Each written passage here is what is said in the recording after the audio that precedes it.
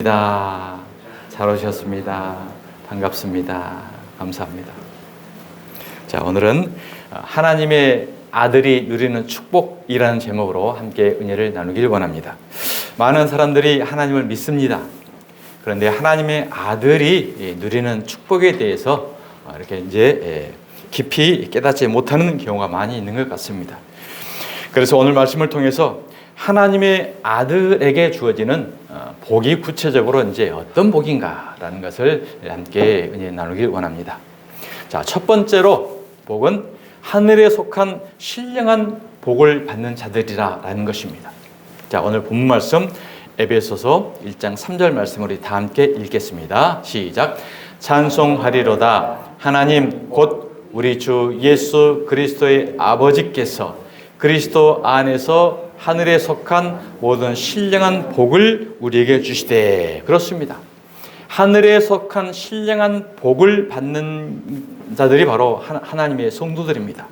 자, 그러면 하늘에 속한 신령한 복은 어떤 복인가? 첫 번째로 구원의 복입니다. 자, 죄와 사망에서 구원받고 천국에서 영생을 누리는 복인 것입니다. 여러분, 우리가 이 세상에서 모든 사람들은 한 번 죽습니다. 태어나다가 반드시 죽게 되어 있습니다.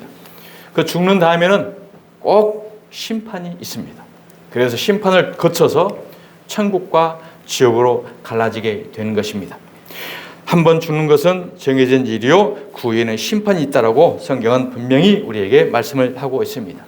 그런데 그 심판의 과정에서 예수님을 영접했느냐, 예수님을 영접하지 아니했느냐에 따라서 우리는 심판의 천국과 지옥으로 갈라진다는 것입니다.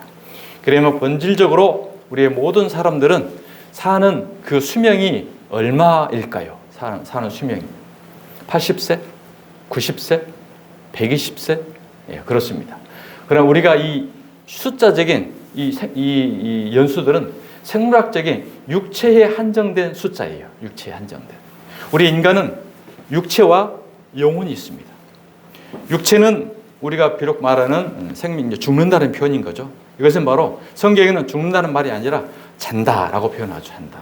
그래서 우리는 육체를 벗어버리게 되면 영혼이 남습니다. 이 영혼은 말 그대로 영원히 죽지 않는 것입니다. 영생하는 것입니다. 그래서 우리가 영혼이 영생을 하는데 어디에서 영생을 하느냐가 우리는 삶과 죽음의 길이라는 거죠.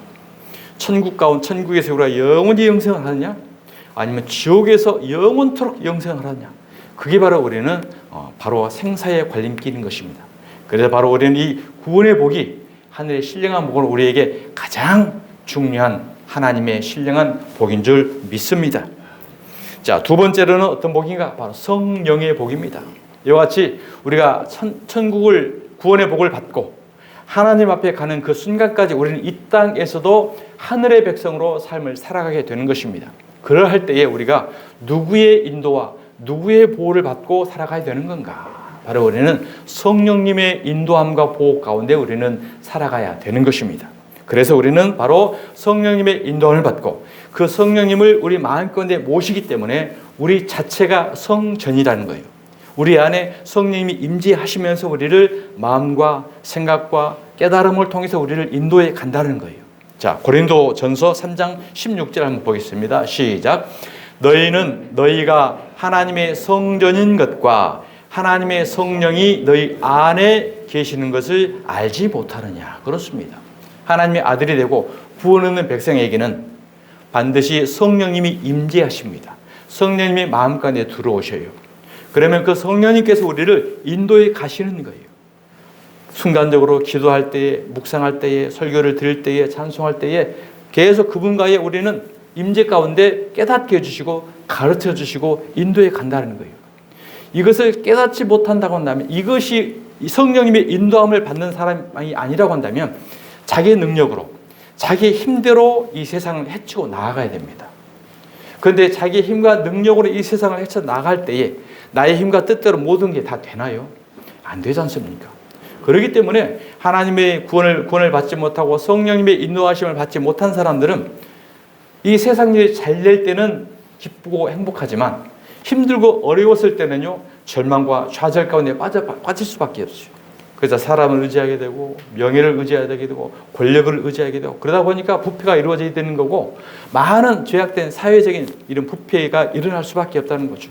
하나님의 백성은 누구를 의지합니까? 바로 우리 안에 계신 우리 심령 가운데 계신 성령님을 의지하는 거예요. 성령님. 그분과 교통을 하면서 묵상을 하면서 주여 이런 상황 가운데 우리는 어떻게 대처를 해야 되고 어떻게 인도함을 받아야 됩니까? 라고 기도할 때에 하나님의 말씀을 통해서 설교 말씀을 통해서 감동을 통해서 우리를 인도해 간다는 것입니다. 바로 구원의 복과 성령의 복, 이 복이 있다는 사실을 기억하시기 바랍니다. 세 번째는 하나님의 임재의 복이라는 거예요. 하나님의 임재의 복. 자, 임재라는 것은 함께 하신다는 거예요. 함께 하시고 도와준다는 복입니다. 그래서 하나님과 친밀한 교제를 누릴 수 있는 복이 있다. 자, 시편 46편 1절입니다. 시작. 하나님은 우리의 피난처시요 힘이시니 환난 중에 만날 큰 도움이시라. 자, 언제 만난다고요? 환난 중에 만날 큰 도움이시라. 그래요. 환난을 당하지 아니하면 하나님을 찾지 않습니다. 이게 인간의 속성이에요. 여러분 지난날 삶 가운데 정말 내가 잘 되고 만사 태평하고 아무 근심 걱정 없이 내 힘과 뜻대로 너무 잘 될 일이 있었을 때 그때 물론 하나님께 감사하죠. 감사하나 이것은 방향이 나에게 향해 있어요. 나에게. 그러나 진정한 하나님의 사람들은 환난 중에 만나게 된다는 사실이죠. 자, 그러면 하나님은 환난 때에만 우리에게 오시는가? 아니죠. 늘 하나님은 우리에게 임재해 계셔요. 친밀한 가운데 계시죠. 그러나 우리가 하나님께 시선을 놓친다는 거죠. 근데 우리에게 고난이 때로는 찾아옵니다. 환난이 옵니다. 그때 하나님의 백성은 하나님을 찾아요. 하나님과의 교제를 나누고 하나님과 부탁을 하나님께 기도하고 환난을 헤쳐나간다는 거죠. 그러나 이 하나님의 임재함의 복이 없는 사람들은 의지하고 대상을 없습니다. 그러니까 혼자 어떻게든지 해결해 보려고 힘겨운 인생을 살아갈 수밖에 없는 거예요. 그래서 구원의 복이 있고요. 성령님 우리 안에 계시고요. 이 하나님의 임재하심, 하나님이 늘 함께 계시기 때문에 그분을 통해서 우리는 도움을 받는다. 환난 중에 만날 큰 도움으로 우리가 인도함을 받는다. 이 은혜 있다는 사실을, 신령한 복이 있다는 사실을 기억하십니다. 우리가 예배 전에 찬송을 불렀습니다. 나의 등 뒤에서 나를 도우시는 주, 평안히 길을 갈 땐 보이지 않아도. 우리가 못 보는 거죠. 평안히 길을 갈 때는 보이지 않아도 지치고 고나여 넘어질 때면 다가와 손 내미시네. 진짜 우리가 지치고 고나여 넘어질 때 그때 어디를 향합니까? 하나님 도와주세요. 어떻게 해야 됩니까? 바로 우리가 시선을 하나님께 향한다는 거죠. 그때 기다리셨다가 우리를 도와주시고 붙들어주시고 인도하시는 하나님이심을 믿으시길 바랍니다. 하나님의 자녀는 이러한 신령한 복을 이미 받았으므로 믿음으로 그 복을 누려야 합니다. 우리는 환경이 우리를 좌우할 수 없습니다. 그래서 우리는 신분이 바뀌었다는 사실을 깨닫는 저와 여러분 되시길 바랍니다. 오늘 본문 1절에 사도 바울은 찬송하리로다 라고 고백하죠. 그 환경이 어디입니까? 로마의 감옥입니다. 로마의 감옥에 갇혀 있으면서도 나는 구원의 복을 받은 자야. 비록 육체적으로는 내가 감옥에 갇혀 있지만 나는 성전이고 내 안에 성령님이 계셔. 그리고 나는 하나님의 임재하심을 느끼면서 감옥에서도 하나님과 교제하고 계있어. 이러한 은혜가 있었기 때문에 감옥 안에서도 찬송하리로다. 갈라디아 교인들아, 에베소 교인들아, 주품이 교인들아, 너희들 찬송해라. 하나님을 찬양하여라 라고 우리에게 고백하고 있다는 사실입니다. 그는 감옥에 있는 것조차도 하나님께서는 그 감옥 환경을 역사하셔서 때로는 감옥에서 간수가 전도받게 되고요. 간수가 전도받은 것을 인하여 로마의 고관들이 전도받는 통로를 사용한다는 거죠. 어떤 상황, 어떤 현상에 있든지 하나님은 합력하여 선을 이루는 역사가 있다는 사실을 기억하시길 바랍니다. 아멘. 두 번째 복이 무엇입니까? 바로 창세전에 우리는 택함을 받았다는 거예요. 택함을 받았다는 거예요. 자, 모든 인생은 선택의 끊임없는 선택의 연속 가운데 살아갑니다. 우리가 태어나서 유치원도 선택해야 되고요. 초등학교, 중학교, 고등학교 끊임없이 우리는 선택을 합니다. 그리고 이제 남편을 선택을 해야 되고 아내를 선택을 해야 되고 직장을 선택을 해야 되고 일평생 우리는 선택을 하면서 살아갑니다. 자, 그 선택을 할 때 우리는 어떻게 선택을 합니까? 심혈을 기울여서 심혈을 기울여서 우리는 모든 것 최선을 우리를 선택을 하지 않습니까? 마찬가지로 저와 여러분이 하나님의 선택받은 자라는 거예요. 감동되지 않습니까? 이 수억만 년 가운데 많은 사람 가운데 하나님께서 저와 여러분을 선택했다는 사실. 자, 에베소서 1장 4절 한번 보겠습니다. 시작. 곧 창세 전에 그리스도 안에서 우리를 택하사 우리로 사랑 안에서 그 앞에 거룩하고 흠이 없게 하시려고. 그렇습니다. 언제요? 창세 전에 그리스도 안에서 우리를 택했다는 거예요. 택했다는 거예요. 나는 1990 몇 년도에 2000 몇 년도에 태어났는데 아니에요. 이미 우리는 육체는 이렇게 가시적인 세대주의적인 이 역사 속에 태어났지만 영적 시간 속에서는 이미 하나님께서 창세전에 계획하시고 예정하시고 선택해서 이 땅에 우리를 오게 하셨다라고 성경은 분명히 말하고 있는 것입니다. 그렇기 때문에 창세전에 택한 저와 여러분을 어떤 형편, 어떤 처지에 있든지 우리를 택한 자들은 끝까지 하나님이 견인해 가시는 은혜 가운데 있다는 사실을 기억하시길 바랍니다. 하나님의 선택은요, 우리의 행위와 무관합니다. 우리가 태어나서 착한 일 많이 하고 선한 일 많이 하고 남 많이 도와주고 그렇게 했다고 우리를 택한 게 아니잖아요. 왜요? 우리가 태어나기 전에 이미 하나님께서는 선택을 하셨기 때문에. 그래서 우리는 그 은혜 가운데 하나님을 찬양하지 않을 수가 없는 것입니다. 그래서 사도 바울은 비록 육체적으로는 하나님을 믿고 예수를 전한다고 핍박을 받고 있지만 내 육체는 핍박을 받을지언정 내 영혼은 이와 같은 엄청난 영적 축복을 받은 자이기 때문에 감옥 안에서도 찬송하고 있는 것입니다. 그 은혜, 그 감격이 있으면 어떠한 환경도 우리는 초월하는 은혜 가운데 있음을 기억하시길 바랍니다. 구약시대에 예레미야라는 선지자가 있었습니다.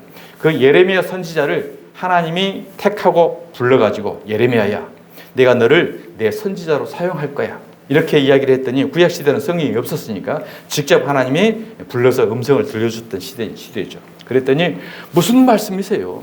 저는 작은 아이고 말도 못하고 목사로서 이 시대로 말하면 목사 아무것도 할 줄 모릅니다. 그런데 어떻게 저를 선지자로 세워서 하나님의 백성을 인도한다는 말입니까? 난 할 수 없어요. 자신의 처지를 바라보면 아무것도 할 수 없죠. 그때 하나님께서 예레미야야, 내가 널 이미 택했고 내가 하라는 대로 네 입에 내가 말을 넣어줄 것이다 라고 이야기를 합니다. 자, 예레미야서 1장 4절 한번 보겠습니다. 자, 여호와의 말씀이 예레미야에게 임하니라. 이르시되 내가 너를 모태에 짓기 전에 너를 알았고, 창세 전에 택했다는 거죠. 네가 배에서 나오기 전에 너를 성별하였고 너를 여러 나라의 선지자로 세웠노라 하시기로 하나님이 하신 말씀이에요. 자, 예레미야가 이제 항변합니다. 내가 이르되 슬프도소이다.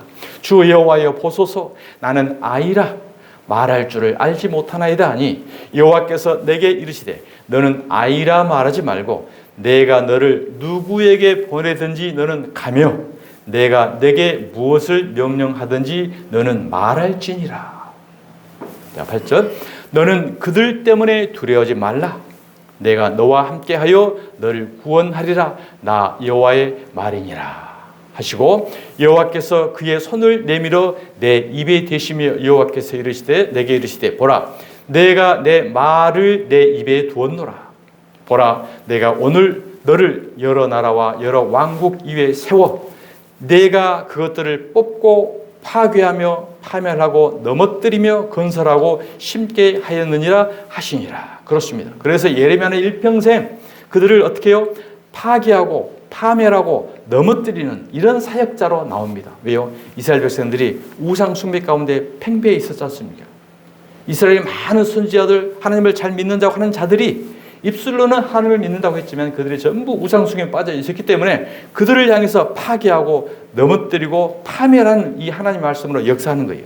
그래서 하나님의 말씀은 불 같고 방망이 같고 검 같다라고 했습니다. 그의 심령을 도래파는 거죠. 잘못된 회개하기 위해서.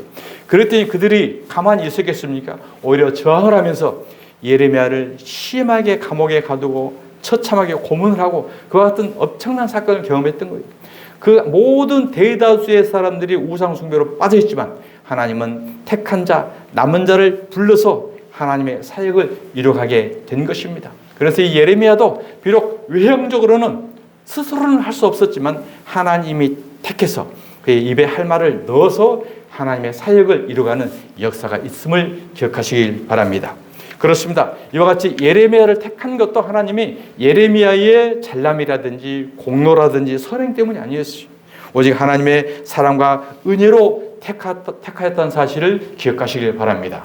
저와 여러분도 마찬가지입니다. 우리가 하나님을 섬기고 예수를 구주로 영접할 수 있는 것, 천국 백성이 되는 것은 우리의 잘남, 우리의 선함 때문이 아닙니다. 이미 하나님께서 창세전에 하나님의 기쁘신 뜻대로 우리를 예정해서 택하시고 불러주셨다. 이 구원의 은총과 되어 있음을 감사하며 하나님의 영광 돌리는 저와 여러분 되시길 바랍니다.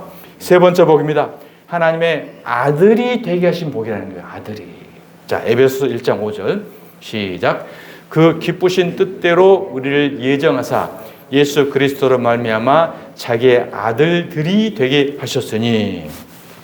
자, 그러면 여자들은 어떻게 기분 나쁘게 아들이 안 되게 하냐? 자, 영적으로는, 영적 세계에서는 남녀가 없습니다. 육체를 입고 있을 때에만 생물학적으로 우리가 남녀가 있는 거지, 육체를 벗어버리게 되면은 부활하신 예수님처럼 천사처럼 영적 존재이기 때문에 남녀가 없어요. 그래서 아버지 하나님, 어머니 하나님, 이건 천국은 없어요. 이 땅에서만 이제 이렇게 종교적으로 만들어 놓은 거지, 영적 세계인데. 그래서 성경에 그러면 부모라가 나왔는데, 자, 우리가 육체적으로 가장 우리를 위안받고 의지하고 우리를 보호할 수 있는 대상이 누굽니까? 육체적으로 부모잖아요.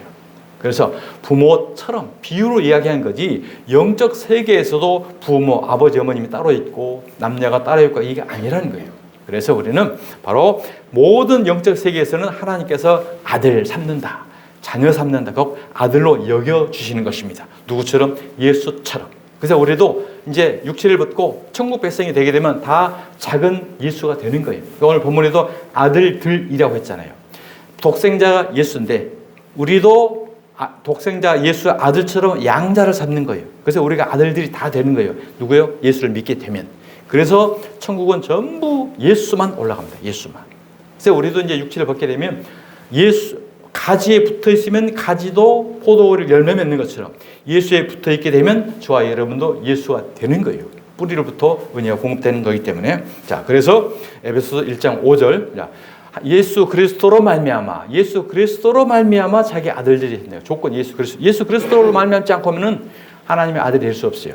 예수와 인크라이스트 하나가 돼서 연합이 되어져서 우리가 예수 아들들이 된다라는 것을 우리에게 말씀을 합니다.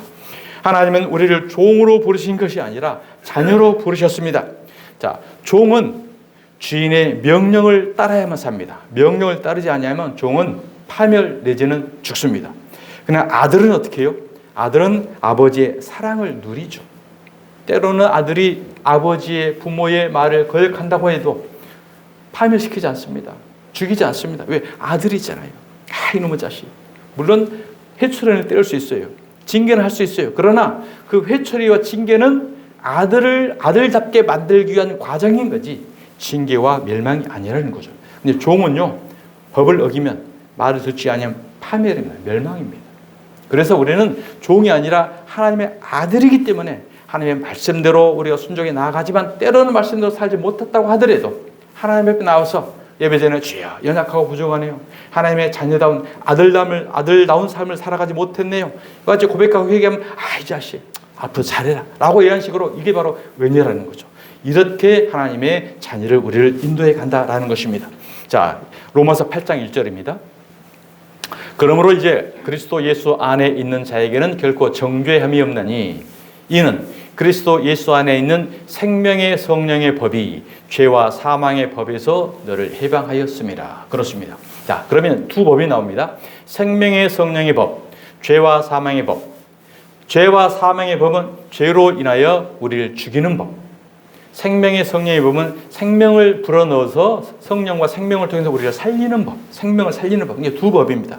자, 그럼 죄와 사망의 법이 무엇입니까? 바로 율법입니다. 율법. 율법을 우리에게 적용을 해서 율법에 우리가 비춰봐서 율법에 어긋났다. 그러면 우리는 죽는 거예요. 그런데 율법을 통해서 우리가 죽게 되었는데 생명의 성령의 법이라는 건 우리를 다시 살린다는 거죠. 율법을 적용을 해서 우리가 죽어야 되는 것을 누가요? 예수가 대신 죽어주는 거예요. 우리의 맏형인 하나님의 아들인 예수가 십자가에서 대신 죽어줌으로 인해서 우리가 그 예수를 믿게 되면 저와 여러분이 죽은 걸로 간주해서 우리를 죄를 없게 해서 다시 살려주는 법, 이게 바로 은혜의 복음입니다. 그래서 생명의 성령의 법이 죄와 사망의 법에서 너를 해방하였음이라. 자, 율법이 육신으로 말미암아 연약하여 할 수 없는 그것을, 율법의 정의에서 나오죠. 율법의 정의 뭐예요? 율법은 육신이 연약해서 할 수 없는 거라는 거예요. 이게 바로 율법을 주신 하나님의 목적입니다. 자, 3절 보세요. 율법이 육신으로 말미암아 연약하여 할 수 없는 그것을. 그런데 오늘 이 시대에 어떻게 해요?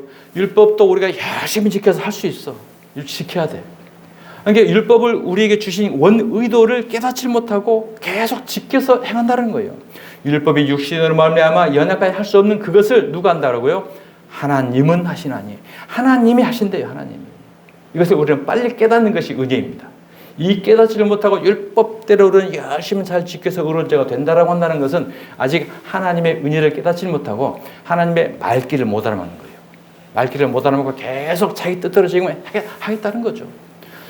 자, 하나님의 말씀을 잘 지켜가지고 율법대로 잘 지켜서 의로운 자가 된다라고 한다면 그럼 어떤 죄냐면은 하나님의 계획이 십자가를 무시한 놈이에요. 무시한 놈.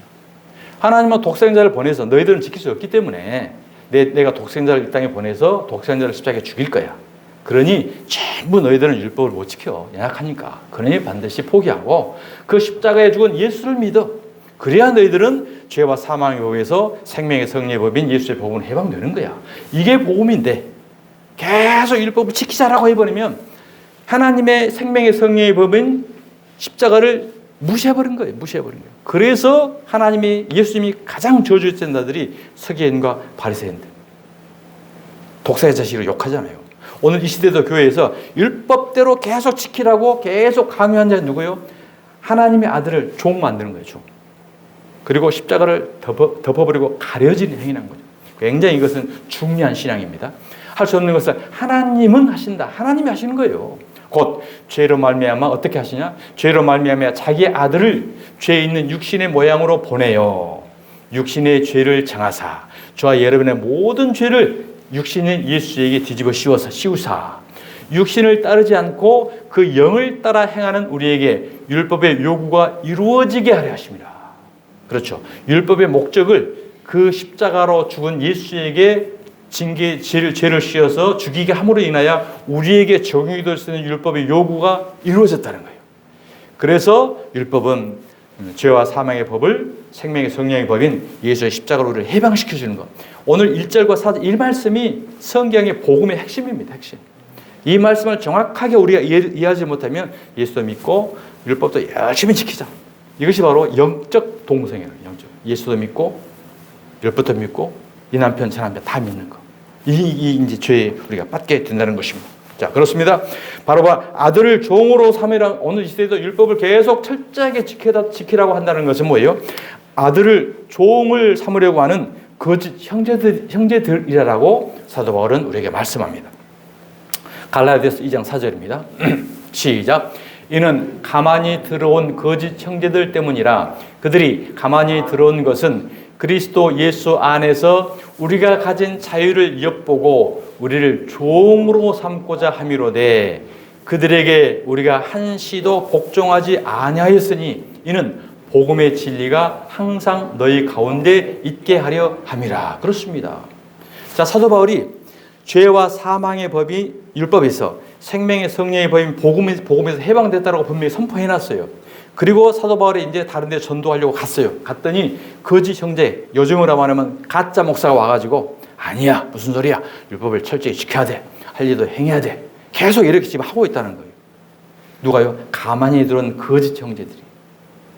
자, 그리스도 예수 안에서 우리가 가진 자유를 엿보고 복음의 진리로 자유, 은혜의 자유를 얻었는데 종으로 다시 종 만들려고 했다는 거죠.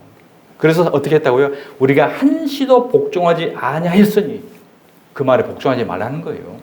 이는 복음의 진리가 항상 너희 가운데 있게 하려 함이라. 아멘. 그렇습니다. 자, 바로 우리는 이와 같은 하나님의 아들이 되는 아들은 은혜의 복음 가운데 자유를 얻게 되는 이러한 복을 주셨다. 자녀에게만 주어지는 또 특권이 있습니다. 자녀에 하나님을 아버지라 부를 수 있는 양자의 영을 주십니다. 양자의 영. 그리고 아들에게 또 주는 것이 무엇입니까? 저와 여러분의 모든 재산이 있으면 누구에게 줍니까? 종에게 줍니까? 아들에게 줍니까? 아들에게 주잖아요. 아들에게 하나님은 유산을 넘겨줍니다. 어떤 유산이요? 하늘의 유산. 그래서 아들을 양자 삼고 그 양자 삼은 아들에게 천국의 유산을 넘겨준다는 하나님의 복입니다. 자, 로마서 8장 14절입니다. 시작. 무릇 하나님의 영으로 인도함을 받는 사람은 곧 하나님의 아들이라. 너희는 다시 무서워하는 종의 영을 받지 아니하고 양자의 영을 받았으므로 우리가 아빠 아버지라 부르짖느니라. 성령이 친히 우리의 영과 더불어 우리가 하나님의 자녀인 것을 증언하시나니 자녀이면 상속자 곧 하나님의 상속자요 그리스도와 함께한 우리가 그와 함께 영광을 받기 위하여 고난도 함께할 것이니라 받아야 할 것이니라. 아멘. 그렇습니다. 고난도 함께 받아야 된다. 하나님의 양자를 삼게 되면 반드시 하나님이 뭐 준다고요? 고난을 주는 거죠. 왜 줍니까? 하나님의 유업을 상속해 주려고. 오늘 이 시대에도 대그룹이라든지 큰 재산가들은 이렇게 이제 사업을 일궜던 부모들이 사업을 자녀에게 물려주게 되면 그냥 물려주면 안 되잖아요. 훈련을 시키잖아요. 기업 교육도 시키고 인격 모든 것을 전반적으로 다 교육 훈련해가지고 이 기업을 물려받을 만한 자격을 어느 정도 갖추게 해서 물려줘야지 그냥 물려주게 되면 다 망하게 되지 않습니까? 마찬가지로 저와 여러분이 물려받을 유업이 무엇입니까? 하늘나라입니다. 우리가 하늘나라를 물려받을 하나님의 양자고 하나님의 자녀예요. 그래서 하나님은 하늘나라를 상속받을 만한 자격이 하늘 백성이 되게 하려고 우리를 고난 준다는 거죠. 고난. 이 고난은 무엇입니까? 바로 테스트. 바로 훈련하고 교육하고 후계자 교육을 해서 우리를 하나님의 자녀로 천국을 유업을 받게 해준다는 것입니다. 자, 우리가 그 영화 보면 최고의 명화라고 할 수 있는 저는 이제 배너를 꽂고 싶습니다. 배너를 보면 배너와 그 메살의 갈등을 그린 최고의 명화로 극찬을 받고 있습니다. 그 배너의 원작자가 이제 미국의 루 윌러스라는 사람인데 이 사람은 군인, 변호사, 외교관입니다. 그가 성경에 이렇게 대화로 토론을 하다가 성경의 모순을 발견을 해보려고 이제 성경을 연구를 합니다. 성경을 처음부터 끝까지 연구를 해서 모순을 분명 오점은 단점을 찾아야 되겠다라고 연구를 했는데 그렇게 연구를 하다가 거기서 하나님을 만납니다. 하나님을 만나가지고 최대의 명작인 베너라는 소설을 쓰게 돼요. 그래서 1900년대까지 미국에서 성경 다음으로 가장 많이 팔린 책이 바로 이제 베너라는 책이었고 그 베너가 이제 영화로 이제 만들어져서 최고의 명화가 됐지 않습니까? 아카데미 11개의 상을 받았고 50개 이상의 언어로 이제 번역된 베너라고 우리가 볼 수 있습니다. 그 내용을 잠깐 말씀드리면 고대 로마 시대의 유대 지역의 이야기로 친구가 있었는데 두 사람의 원수가 된 두 남자의 운명, 믿음과 구원의 여정을 다룬 스펙터클한 대서사극이라는 것입니다. 자, 유다 베너와 메살라 두 사람은 유대에서 부유한 귀족 출신입니다. 어렸을 때는 친구로 잘 자랐어요. 근데 훗날 메살라는 로마의 군인이 됩니다. 장교가 됩니다. 그때 이제 로마의 장군 메살라와 유대의 귀족 출신인 베너가 이제 대화를 하면서 의견 충돌이 나요. 그래서 자, 세계의 대세는 로마가 세계를 지배하는 시대이기 때문에 유대도 로마에 우리가 굴복하고 로마를 따르자라고 이제 메살라가 이야기를 하죠. 그때 베너가 무슨 얘기? 아니야, 우리는 반드시 해방을 돼야 돼. 그래서 이제 이 계속 갈등이 일어나가지고 왼수지간이 됩니다. 그 이후에 메살라가 유대에 와가지고 군인으로서 이제 관리를 하죠. 그때 로마의 총독이 유대에 이제 순찰에 옵니다. 순찰에 올 때 유대인 그 베너의 가족들이 지붕에 올라가가지고 총독에 이제 행렬이 오지 않겠습니까? 그 행렬이 오는 것을 구경하려고 베너의 지붕에 올라가서 이렇게 이제 구경해요. 이렇게 손 짚고 구경을 하는데 그 누이가 손 짚었던 기와장이 떨어져요. 기와장이 땅바닥에 떨어져가지고 로마의 총독의 말을 타고 오다가 말이 깜짝 놀라가지고 말에서 총독이 떨어집니다. 이 사건이 발단이 되어가지고 이제 살해범으로 베너가 공격에 처합니다. 이 메살라가 원수지간이었던 베너를 자, 총독을 살해하려는 살해범이야 라고 모함을 씌워가지고 이제 그 노예선으로 끌려가요. 많은 그 노예들이 쇠사슬을 차고 이제 사막길을 터벅터벅 걸어가죠. 목마르니까 다 이제 노예들에게 물을 먹여주지 않겠습니까? 그때 이제 메살라가 베네에게는 물도 주지 마. 그래요.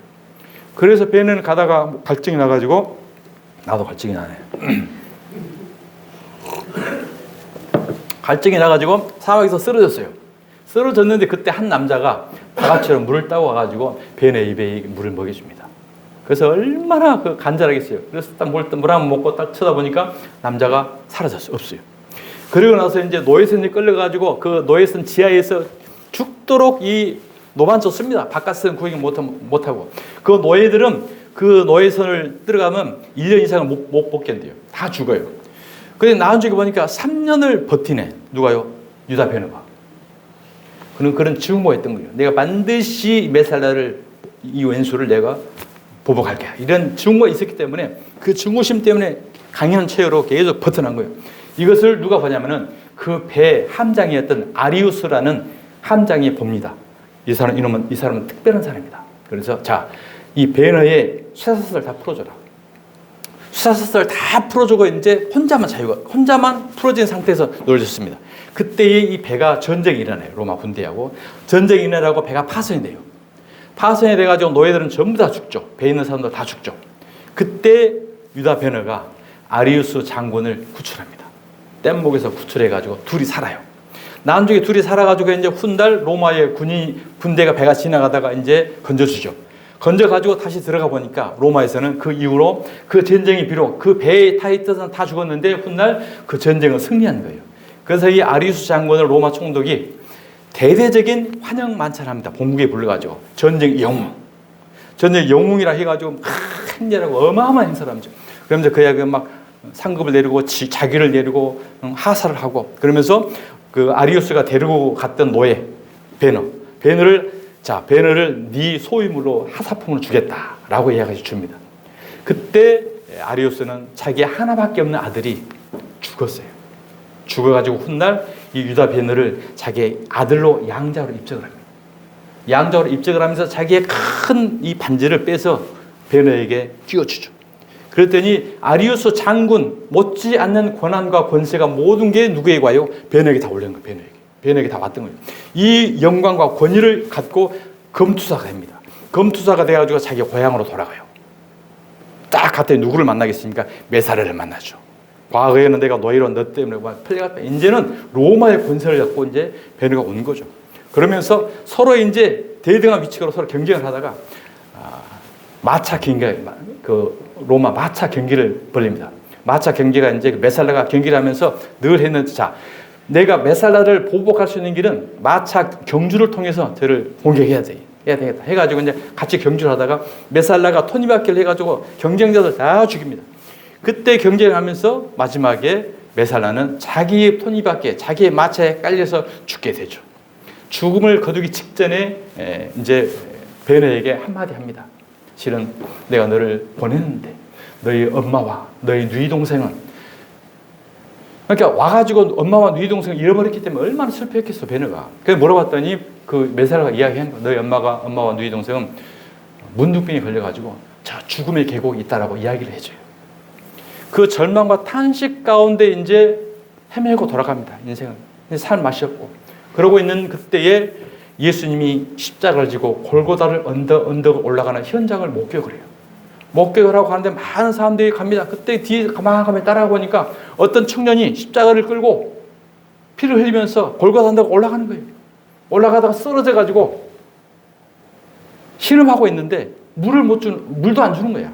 그때 베르가 가가지고 물 한 바가지를 떠서 예수의 입에 먹여줍니다. 그때 예수와 눈이 마주쳐요. 마주쳤는데 그 마주친 예수가 누구였냐? 자신이 노예로 끌려갈 때 사막에서 물 먹여주던 그 남자인 거예요.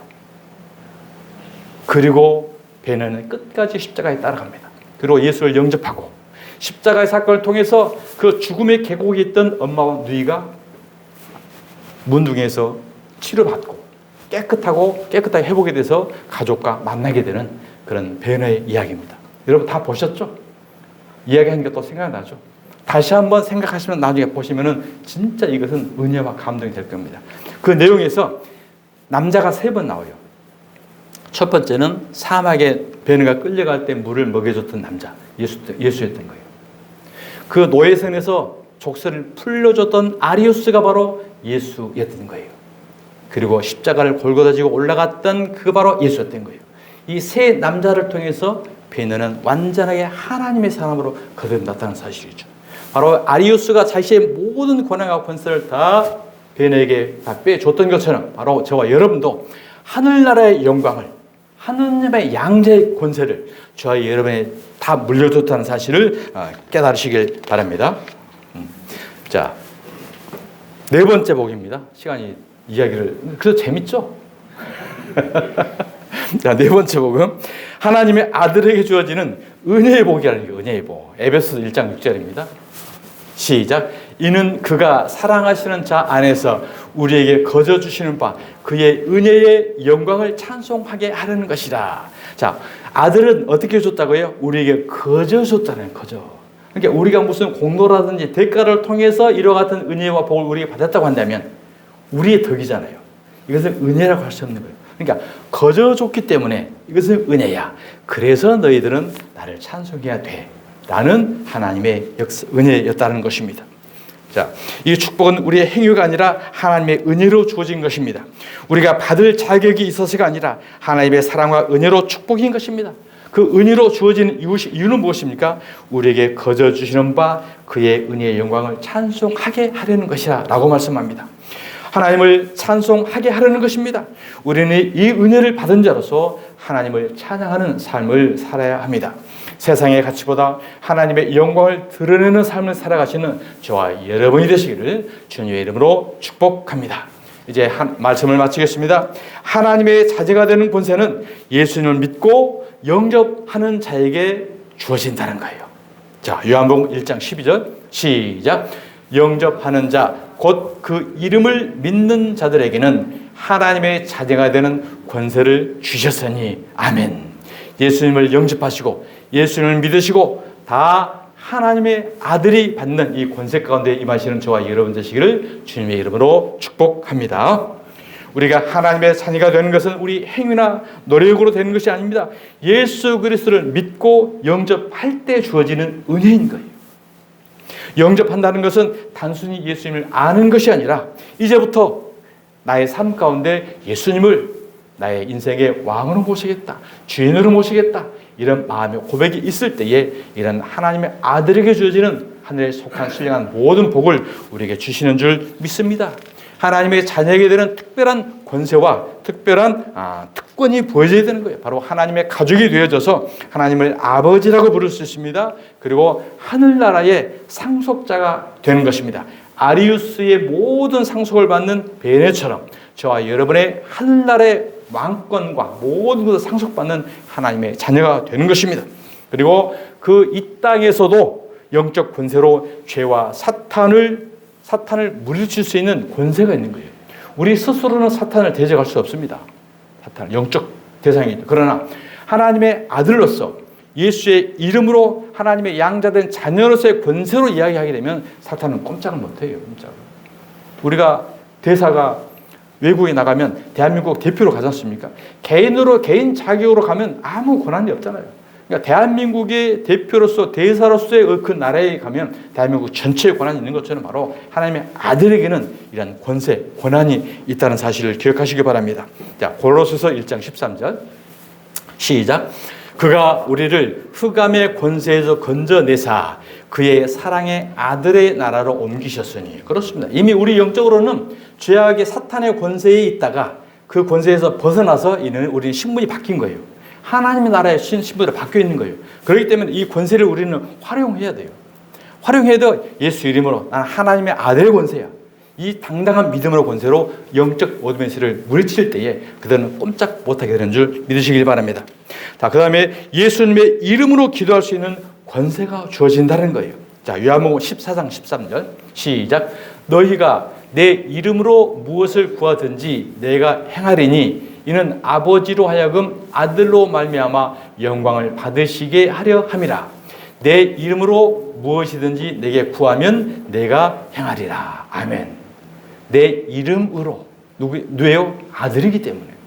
아들이 아버지 이름으로. 그러니까 아들이 아버지 이름으로 달라고 하면 줘요.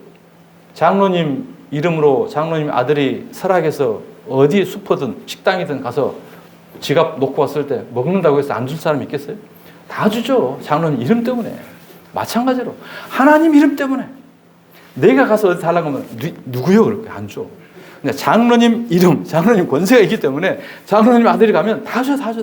마찬가지로 하나님의 이름으로 무엇을 구하든지 내가 행하리니 이 은혜, 이 권세 가운데 있는 저와 여러분 되시길 주님 이름으로 축복합니다. 아멘. 그 다음에 다섯 번째, 성령께서 우리의 삶을 인도하고 보호해 주신다는 거예요. 자, 요한복음 14장 26절 시작. 보혜사 곧 아버지께서 내 이름으로 보내셔 성령 그가 너희에게 모든 것을 가르치고 내가 너희에게 말한 모든 것을 생각나게 하시리라. 그렇습니다. 우리는 성전이고 성님 우리 안에 계시요. 그렇기 때문에 우리 안에 계신 성령님, 우리 안에 계신 보혜사 카운셀러 그분에게 늘 이야기하는 거예요. 아버지, 성령님 이때 어떻게 해야 되죠? 힘들어요.